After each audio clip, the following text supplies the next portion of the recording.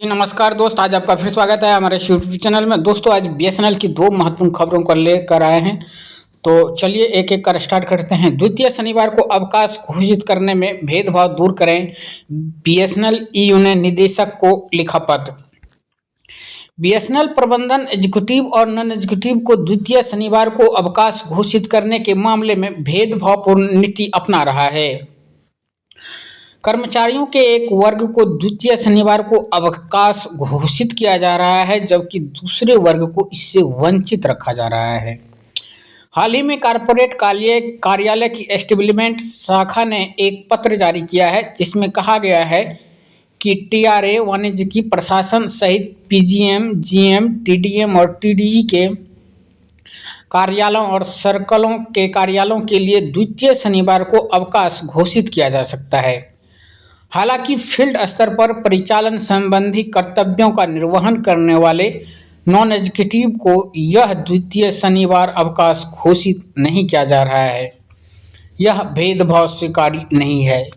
BSNL EU ने आज निदेशक को एक पत्र लिखकर मांग की है कि फील्ड स्तर पर परिचालन संबंधी कर्तव्यों का निर्वहन करने वाले नॉन एग्जीक्यूटिव को भी द्वितीय शनिवार को अवकाश घोषित किया जाना चाहिए। यदि उन्हें द्वितीय शनिवार की छुट्टी नहीं दी जा सकती है तो उन्हें द्वितीय शनिवार के बदले में प्रतिपूरक कॉम्पनसेटरी सेंट्री अवकाश प्रदान किया जाना चाहिए। वहीं दूसरा जो इम्पोर्टेंट न्यूज़ है दोस्तों, यह भी बहुत बड़ा इम्पोर्टेंट है। बीएसएनएल की घटिया 4G सेवा से उपभोक्ता असंतुष्ट निजी कंपनियों की ओर जा रहे हैं। बीएसएनएल ईयू ने माननीय संचार मंत्री को पत्र लिखकर हस्तक्षेप करने और सेवा की गुणवत्ता में सुधार करने के लिए कदम सुनिश्चित करने का अनुरोध किया है।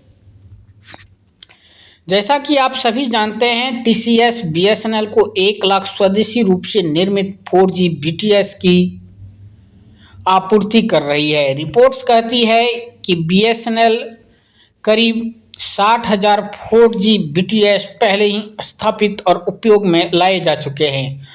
हालांकि जहां भी बीएसएनएल की 4G सेवा शुरू की गई है, वहां ग्राहकों को सेवा की गुणवत्ता के मामले में भारी परेशानियों का सामना करना पड़ रहा है।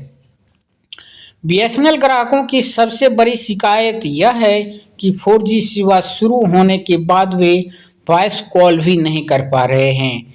निजी कंपनियों द्वारा टैरिफ बढ़ाए जाने के बाद बड़ी संख्या में ग्राहक निजी कंपनियों को छोड़कर बीएसएनएल की ओर चले गए। हालांकि अब ठीक इसके उलट हो रहा है। मीडिया रिपोर्ट्स कहती है कि नवंबर 2024 से बीएसएनएल के ग्राहक बड़े पैमाने पर जियो और एयरटेल की ओर जा रहे हैं।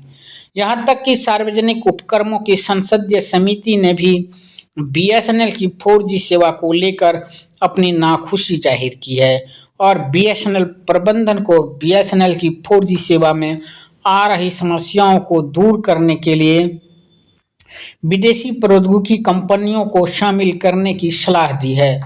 हालांकि कोई सुधार नहीं हुआ है और बीएसएनएल ग्राहक परेशान हैं। इन परिस्थितियों में बीएसएनएल ईयू ने माननीय संचार मंत्री श्री ज्योतिरादित्य एम सिंधिया को पत्र लिखकर उनसे इस मुद्दे पर हस्तक्षेप करने और बीएसएनएल की 4G सेवा की गुणवत्ता में शीघ्र सुधार सुनिश्चित करने का अनुरोध किया है। धन्यवाद।